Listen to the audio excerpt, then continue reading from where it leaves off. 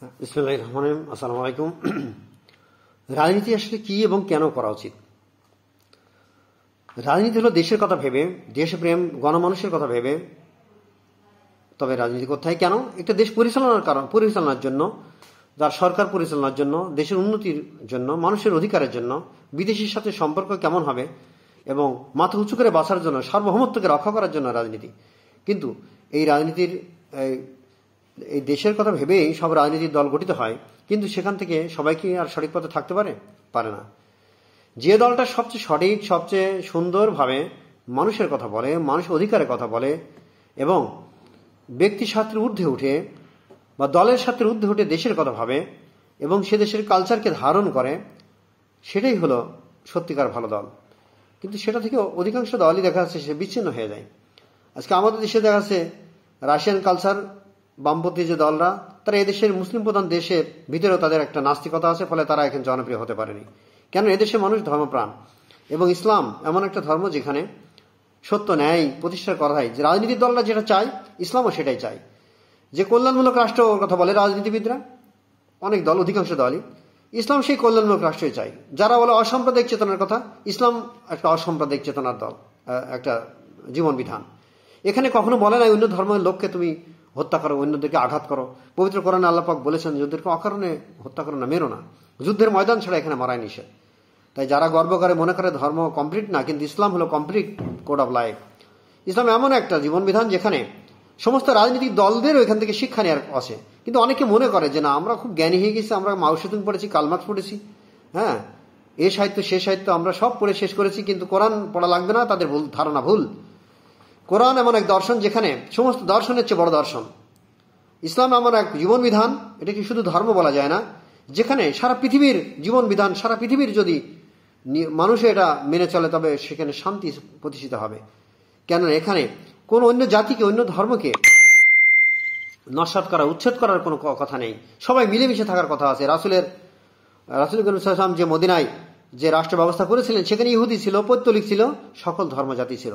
কিন্তু আজকে আমরা দেখতে পাচ্ছি, দেখেন ভারতে মুসলমানদেরকে বিতাড়িত করার জন্য তাদের টার্গেট। মুসলমান থাকলে তাদের কি সমস্যা? আসলে মানুষ যে সম্পদ, এই মূর্খরা বোঝে না, এই বর্বররা বোঝে না।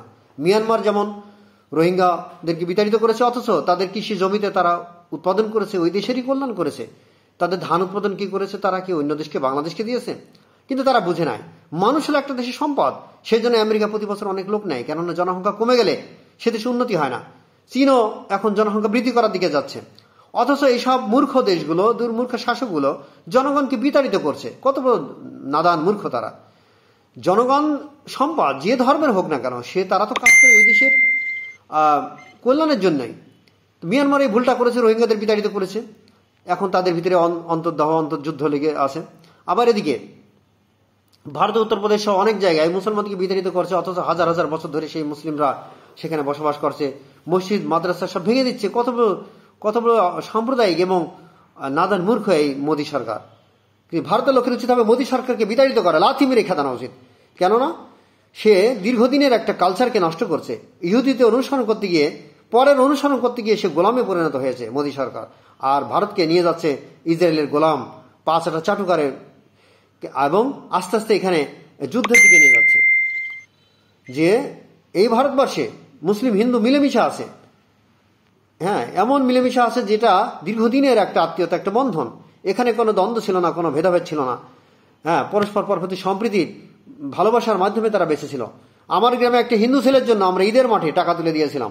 এটার নাম ইসলাম, এটার নামই মুসলমান। এটাই হলো এই দেশের কালচার, বিশেষ করে আমাদের বাংলাদেশের কালচার। এটা ভারতবর্ষের কালচার ছিল, কিন্তু এখন তারা দিনে দিনে বর্বরতার দিকে যাচ্ছে। এখন তারা ইহুদিদের অনুসরণ করছে। ইহুদিরা অশান্তি প্রিয়। হিটলার এটা বলে গিয়েছে যে তারা ঘুরে বেড়ায় এবং অশান্তি সৃষ্টি করে। এবং এই জাতিটা, ইহুদি জাতিটার ভিতরে অল্প কিছু মানুষ ভালো ছিল, আর অধিকাংশ তাদের কাজই হলো পৃথিবীতে অশান্তি সৃষ্টি করা, দেশে দেশে যুদ্ধ বাঁধিয়ে দেওয়া। অথচ তাদের জমির অভাব নেই, তারা কিন্তু ভালোভাবেই ইসরায়েলে তাদের জমি আছে, বেঁচে আছে। কিন্তু দেখেন গাজা বা ফিলিস্তিনিদের বিনা কারণে হত্যা করে তাকে বিতাড়িত করছে। এই বিতাড়িত না করলে কি তাদের কোনো সমস্যা ছিল? মোটেই না। তাদের টাকা পয়সা আছে, তাদের জমি ইসরায়েলে একটা বড় অনেক জায়গা, তারা বিদেশেও অনেকে তাদের আছে আত্মীয় স্বজন। কিন্তু তবু তাদের কেন করতে হবে? এটা তাদের শয়তানি। এই শয়তান যে বেঁচে আছে এটা বোঝা যায় ইহুদিতে দেখলে, এবং বিভিন্ন মানুষের ভিতরে যে শয়তানি বুদ্ধি, সে ভালো আছে কিন্তু অন্যের বিরুদ্ধে শয়তানি করবে। এটা হলো শয়তান যে বেঁচে আছে, জীবিত আছে, মানুষের ভিতরে অবস্থান করে, এটা পরিষ্কার। ইহুদিরা হলো সেই শয়তানি চক্রে পড়ে আছে। তাদেরকে অনুসরণ করা মানে বর্বরতাকে অনুসরণ করা, হায়ানাকে অনুসরণ করা।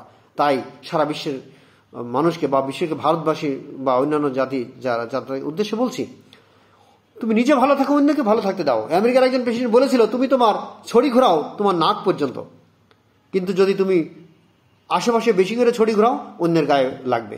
অর্থাৎ মানুষের অধিকার হলো শুধু তার নিজেকে নিয়ন্ত্রণ করা, কিন্তু সেটা ইহুদিরা করছে না বলে ভারত কেন করবে না? এরা এক বোকার স্বর্গে আছে, বোকামির দিকে যাচ্ছে। যে মুসলমান দীর্ঘদিন বাস করছে তাদেরকে অধিকার হরণ করা, তাদের বাড়িঘর ভেঙে দিয়েছে, কত বড় অন্যায়, কত বড় বর্বরতা। তাই ভারতবর্ষ উচিত হবে এ থেকে বিরত করা। ভারতের যেসব এমপি মন্ত্রী আছে তাদেরকে উচিত হবে এই দর্শন থেকে ফিরে আসা, কারণ এটা অশান্তির দিকে নিয়ে যাবে। বাংলাদেশ সহ আশেপাশে পাকিস্তান এবং এই ভারতবর্ষেই পুরো অশান্তিতে ভরে যাবে এবং যুদ্ধের দিকে নিয়ে যাচ্ছে। কেন যুদ্ধ দরকার? যুদ্ধ হলে কি শুধু এক পক্ষ মারা যায়? সবাই মারা যায়। আমাদের দেশেও যারা হিন্দু ভাই বোন আছে তাদেরকে বলছে, তাদের আত্মীয় স্বজন যারা আছে ভারতে, তারা যেন এই মোদী সরকারকে থামায়, যে কেন এই অকারণে, কেন জাতিবিদ্বেষ, কেন এই জাত্যাভিমান। এটা খুবই খারাপ দিক, এটা মানুষকে ধ্বংসের দিকে নিয়ে যায়, এটা শয়তানের চক্র, এটা ইহুদিদের চক্র। সুতরাং এ থেকে সাবধান থাকতে হবে। সবাই মিলেমিশে বাস করা। চিরদিন তো মানুষ বেঁচে থাকে না, অন্য ধর্মের লোক যে ধর্মেরই হোক সবাই একদিন মারা যাবে। তাহলে আগেই কেন মারতে হবে তাকে? সবাই মিলেমিশে সহমর্মিতার সাথে, সম্প্রীতির সাথে বাস করাই তো আসল কথা। ইসলামও সেটাই বলে, ধর্মের কথাও সেটাই সুন্দর। ধন্যবাদ সবাইকে, ভালো থাকবেন।